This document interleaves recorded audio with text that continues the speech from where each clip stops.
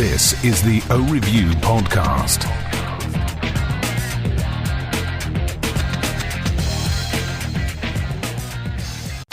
O Review.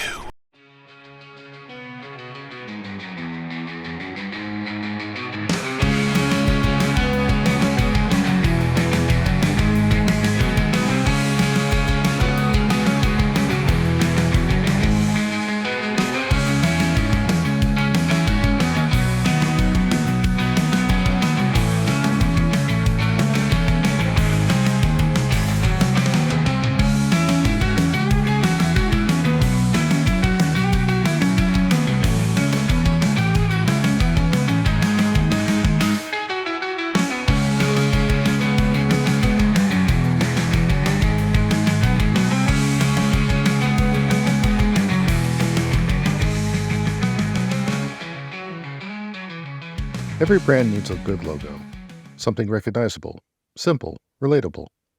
Sometimes it's the brand name, while other times it's a symbol. The goal is to establish something iconic, or an icon. Registered in February of 1994, Oakley soon after began to roll out the use of the icon in their marketing and then on their glasses, starting with the eye jacket. This continued with the conversion of the M frames and zeros, and then onto almost every pair of glasses moving forward. There were a few variations along the way, at least until 2016, when the decision was made to remove the inconsistent use of the icon, leaving only the original elliptical version. Now, prior to the use of the icon, Oakley had been around for almost 20 years, and various logos found their ways into products and other related items. Going back to the beginning, an acorn mascot was used for a time, mainly on invoices and business cards. The acorn might seem like a play on the word oak and Oakley, but this name goes back to the Anglo-Saxon Oaklea, which means oak, and lea meaning meadow. So an acorn motif fits in naturally. The MX variant of these logos was stripped down for use on the original grips, losing its mascot but retaining the tire treads on the O. Soon after, the grip swapped over to a more notable design where they used a Speedster logo, which sometimes goes by the unofficial classic or thermonuclear logo. This branding remained throughout the remainder of the 80s and into the early 90s, and due to retro aesthetics being permanently in style, it finds its way on many pieces of apparel and special editions. A year prior to the icon's creation, another full company name logo debuted with the wires and on the second generation of the newly created Sub-Zeros. Dubbed the Thin Stretch, there were two versions, the first having a boxy O, which was later replaced with a more elliptical O, and formed the foundation for using the initial letter as the sole representation of the brand. The Thin Stretch ran alongside the icon for a few years, appearing on the standard zero line and on the nose bridges of most eyewear, even into the modern era. Eventually, the zeros migrated from the Thin Stretch and the M frames from the Speedster logo, and the icon became standard. Aside from a logoless intake port on a few models in 1998, there wasn't much variation. That was until 2004, when just prior to Oakley's 30th anniversary, they resuscitated the full company name by using a variant of the Thin Stretch logo, but with more weight to it, dubbing it the Heavy Stretch logo, and in turn forming the Stretchline collection. To market this collection and give it a unique look beyond the simple logo change, Oakley provided exclusive display towers and boxes that would tightly link them to these frames. The towers are fashioned in a dark metal with weathered Heavy Stretch logos displayed prominently on top. Boxes came in vibrant red designs with a new logo crisscrossing onto what was known as the Splatter Stretch design. This weaving of logos did leak into some of the promotional videos of the time, even when not being used specifically for the Stretchline releases. In addition to the colorful boxes, glasses were paired with red microbags, of which early releases had the standard black tags sewn on, but soon after, Stretchline tags became the norm. Distribution of this new line was granted exclusively to ski and surf shops. Previously, it had been common for OPDs or Oakley premium dealers to have certain exclusives, but this is generally for colorways within a model, not entire models outright. These two initial models were the Fat Cat and the Warden. The Fat Cat took cues from the Monster Dog, but with a bulkier frame and smaller stature, and the Warden became Oakley's first attempt at an aviator frame, with its working name in fact being Aviata. The Warden initially came with a flared-out hammer design, and the lenses were much larger than any of the wire models to date. It came in several colorways, including olive, pink camo, polished black, polished gold, and silver. Lenses were primarily traditional tints, except for violet on the pink camo frame. 3 athlete exclusives were created in contrasting color schemes to accent the Heavy Stretch logo. The first was an all-white with black accents, another with black with pink, and finally a black with green accents. Fat Cats also came in very traditional options, with an off-white cream and the usual tortoise and black colors.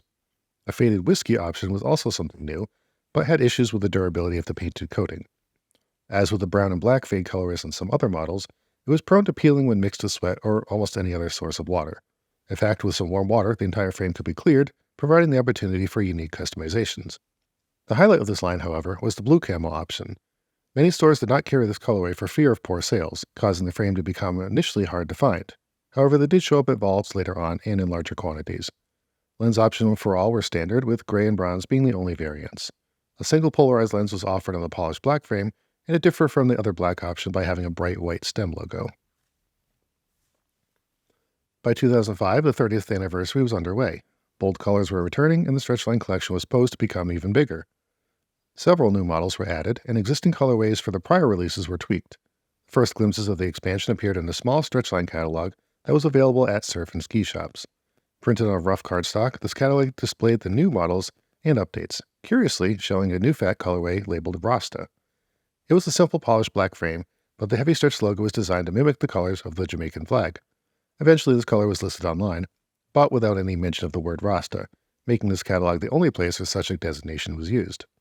The catalog also showed drastic changes for the Warden.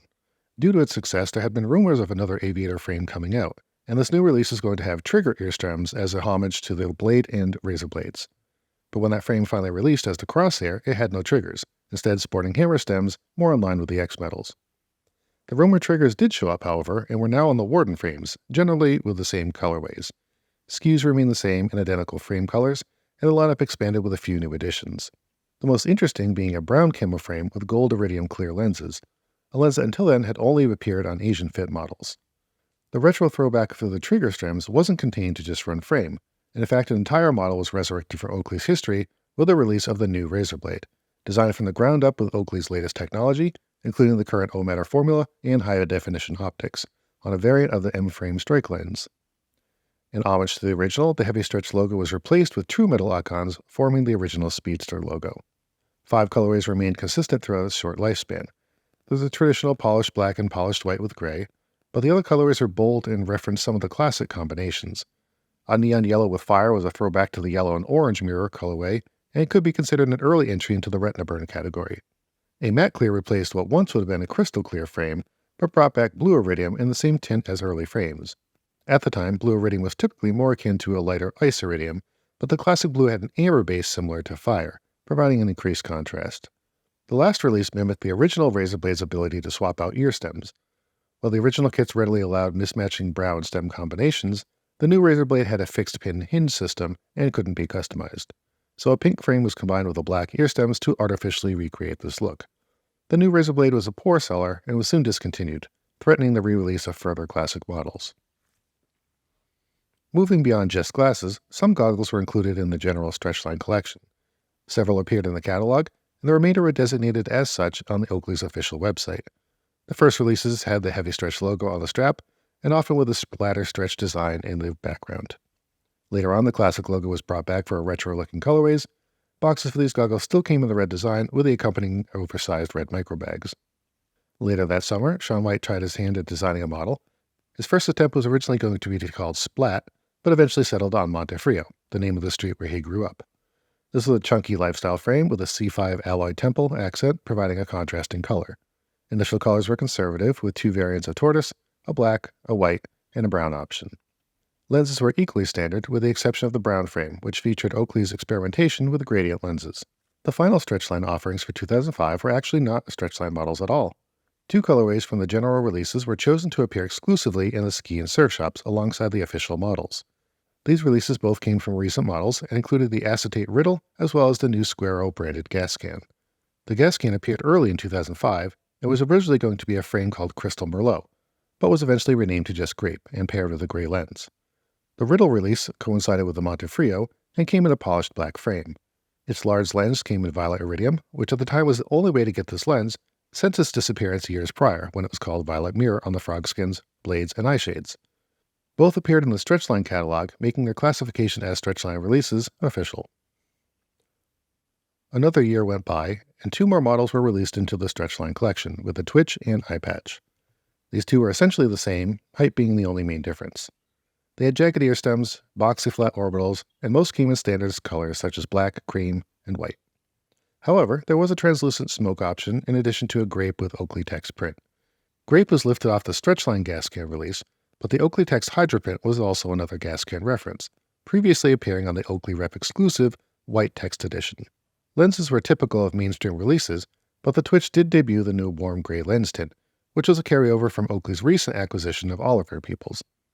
A Soul Signature edition was also released for skateboarder Ryan Sheckler. This consisted of polished black on the outside, but with Oakley text as an inner design. This signature edition had a rather steep price increase, matching the Polarized edition rather than the typical $10 premium. Later Ryan Sheckler editions also remained limited to the Twitch frame, coming only in polished black, but did have a more standardized price point. This release also broke away from the standard red boxes and had a unique snakeskin design with Ryan's logo on it. On the Eyepatch, it also had fairly common colors, with the exception of one.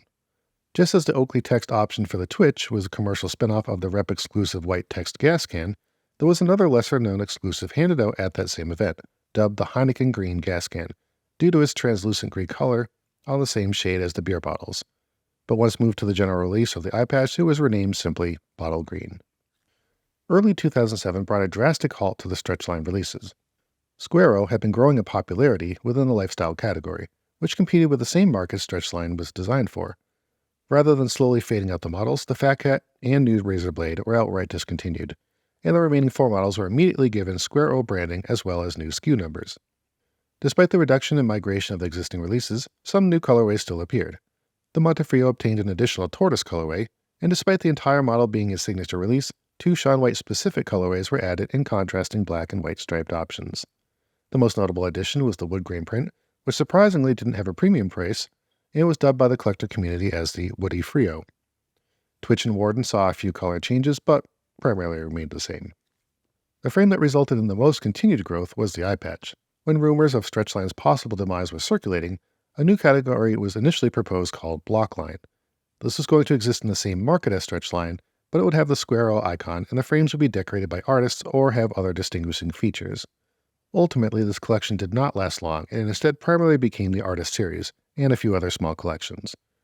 The Artist frames began with the brown Flores gas can, which was an exclusive for the Tokyo O store opening, with the later blue Flores option planned to be the start of the 4 initial blockline releases. These were to consist of the Montefrio, Twitch, and Eyepatch.